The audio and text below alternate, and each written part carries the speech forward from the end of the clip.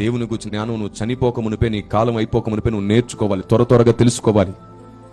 అలా తెలుసుకోలేకపోతే నువ్వు పుట్టావు క్రీస్తు కొరకు, కానీ మరుగుజ్జుగా మిగిలిపోతావు, వారసుడవు కాలేవు.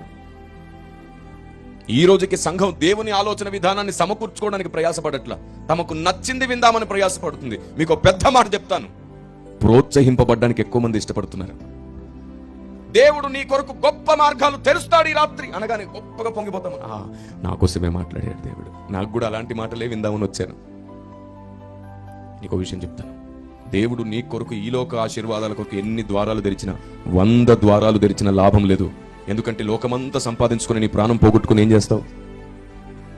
పరలోక ద్వారం తెరవాలి నీ కొరకు. ఆయన మనస్సును నీ మనసులో నాటడానికి, ఆయన జ్ఞానం నీకు అనుగ్రహించడానికి. సొలొమోను, అందుకే సొలొమోనుకు ముందే తెలుసు, సొలొమోను పెంచిన తల్లి అలాంటిది.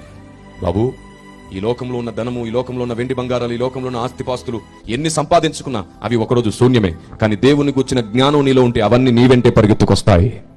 ఆమేన్.